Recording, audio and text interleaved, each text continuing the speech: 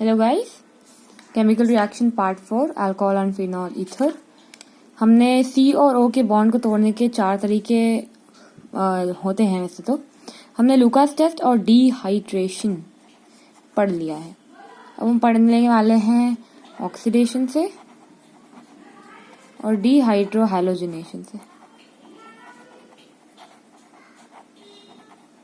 ठीक है, सबसे पहले हम पढ़ते हैं ऑक्सीडेशन ऑफ अल्कोहल। देखिए, एक कॉमन रूल बता देती हूँ। ऑक्सीडेशन ऑफ अल्कोहल होता है कि मान लो अपन ने 1 डिग्री अल्कोहल लिया, 1 डिग्री अल्कोहल ऑक्सीडेशन के बाद टूटेगा एल्डिहाइड में, एल्डिहाइड के बाद वो टूटेगा कार्बोक्सिलिक एसिड में। यहाँ पर हम एक बात देखते हैं कि ऑक्सीडाइजिंग जो एजेंट्स होते हैं वो यहाँ पर होते हैं अल्कलीन KMnO4 और एसिडिफाइड K2CrO4। ठीक है, O7। अब देखिए, एक मेरी बात समझ लीजिए कि जो हाँ, ये याद रखना कि बस ऑक्सीडाइजिंग एजेंट कौन सा, एसिडिफाइड K2CrO4 या फिर अल्कलीन KMnO4 या एसिडिफाइड KMnO4, एक ही बात होती है सब कुछ। ठीक है, 2 डिग्री जो है वो टूटेगा पहले कीटोन में, फिर कार्बोक्सिलिक एसिड में, है ना। 1 डिग्री किस में टूटेगा, 1 डिग्री पहले टूटेगा एल्डिहाइड में, फिर टूटेगा वो कार्बोक्सिलिक एसिड में। जो हमारा 2 डिग्री है वो पहले टूटेगा कीटोन में, फिर वो टूटेगा कार्बोक्सिलिक एसिड में, और जो हमारा 3 डिग्री होगा वो तो डायरेक्ट पहले अपना अल्कीन बनाएगा, फिर वो बनाएगा कार्बोक्सिलिक एसिड। अब देखिए, इसके कुछ रूल्स देख लेते हैं हम। जो हमारा प्राइमरी अल्कोहल होता है वो इजीली ऑक्सीडाइज हो जाता है एल्डिहाइड से, एल्डिहाइड में, और देन टू एसिड और फिर कार्बोक्सिलिक एसिड में, containing the same number of carbon atoms as the original alcohol. मतलब जैसे मान लो ये अपना इथेनॉल है, ये रहा इथेनॉल। पहले एसिड एल्डिहाइड मतलब कि एल्डिहाइड में टूटेगा with the same number of carbon. यहाँ पर 2 कार्बन थे, यहाँ भी 2 कार्बन है। फिर ये और ऑक्सीडाइज होके कार्बोक्सिलिक एसिड में टूट जाएगा with the same number of carbons. अब देखिए, सेकेंडरी अल्कोहल से क्या होता है। सेकेंडरी अल्कोहल में ऑक्सीडेशन से तो वो पहले कीटोन देगा सेम नंबर ऑफ कार्बन के साथ।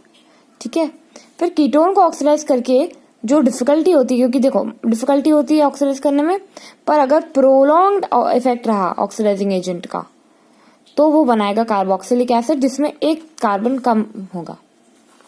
जैसे मान लो हमने लिया प्रोपेनॉल, प्रोपेनटुऑल। ठीक है, प्रोपेनटुऑल जो है हमारा प्रोपेनॉन में टूट गया। ठीक है, प्रोपेन 1 2 मतलब बेसिकली प्रोपेनॉन ही होता है वो। प्रोपेनॉन में टूटा मतलब यहाँ पर दोनों में सेम नंबर ऑफ कार्बन्स थे।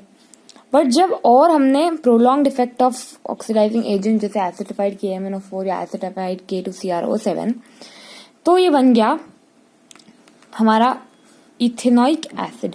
Ethanoic acid plus CO2 plus H2O। क्यों? क्योंकि देखो ये प्रोलॉन्ग्ड इफेक्ट की वजह से एक कार्बन जो है वो कम हो गया, ये याद रखना हमको।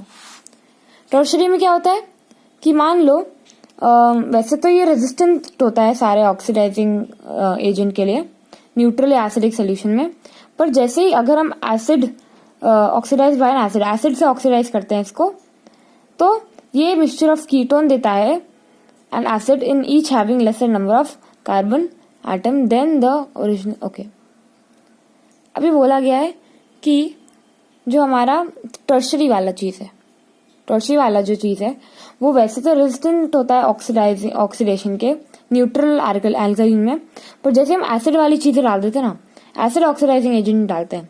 ठीक है, हम वैसे ही एसिडिफाइड KMnO4 ले रहे हैं, एसिडिफाइड K2CrO4 ले रहे हैं, तो ये क्या करेगा, 3 डिग्री वाला जो है पहले तो 2 डिग्री वाले कीटोन में बदल देगा इसको, एक कार्बन कम करके कीटोन में बदलेगा, और फिर वो बदलेगा एक और कार्बन कम करके एसिड में।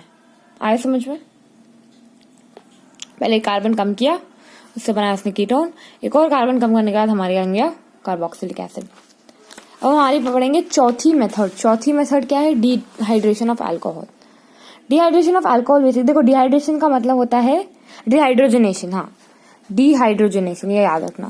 This is not dehydration, this is dehydrogenation. ये देखिए,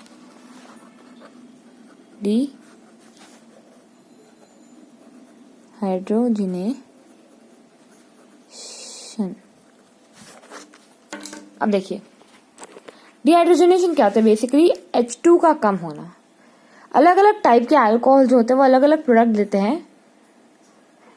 जब उनकी वेपर मतलब मान लो ये अल्कोहल की वेपर को जब कॉपर के ऊपर से पास किया जाता है 300 डिग्री सेल्सियस पे, तो H2 का रिमूवल हो जाता है अल्कोहल से, उसको हम कहते हैं डिहाइड्रोजनेशन। मतलब मान लो कि अपन ने इस कंटेनर में कॉपर रखा है, फॉर एग्जाम्पल इस कंटेनर में कॉपर रखा हुआ है, ठीक है, और ये 300 डिग्री सेल्सियस पे सब रिएक्शन हो रही है।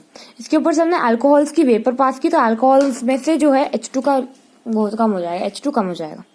प्राइमरी अल्कोहल में से अगर हमने इसकी वेपर पास करी कॉपर के ऊपर से 300 डिग्री सेल्सियस पे, तो ये बना लेगा एल्डिहाइड। देखो बस H2 कम करना है तो CHO बन गया। ओके, एल्डिहाइड बनाना है, एल्डिहाइड साथ में वही अभी तक वाला रूल, एल्डिहाइड बनेगा और फिर H2 हटेगा। सेकेंडरी में वही करना है, सेम टू सेम चीज। इसकी वेपर जो है CU कॉपर के ऊपर से निकालेंगे 300 डिग्री सेल्सियस पे। अब हमने पहले पढ़ा था ना सेकेंडरी में कीटोन बनता है, यहाँ भी कीटोन बनेगा और H2 बनेगा। टर्शरी में क्या हो जाता है, थोड़ा सा अलग खेल हो जाता है। टर्शरी में जो हो जाता है कि हमने 3 डिग्री लिया, इसकी वेपर जो है कॉपर के ऊपर से पास करिए, 300 डिग्री सेल्सियस रखा, यहाँ पर ये अल्कीन बना लेगा। अल्कीन बना दिया, बस पहले वाले में एल्डिहाइड, दूसरे वाले में कीटोन, तीसरे वाले में अल्कीन। ये आपको याद रखना है। आपका केमिकल रिएक्शन जो है खत्म हो चुका है हमारा। हम डायरेक्टली चालू करेंगे phenol in the next lecture. Thank you so much.